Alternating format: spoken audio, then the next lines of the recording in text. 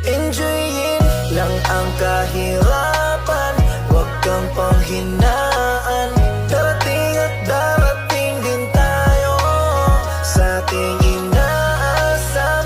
Tuloy lang, Panginoon ay di tayo iiwanan. Magtiwala ka lang, di ka niya iiwanan.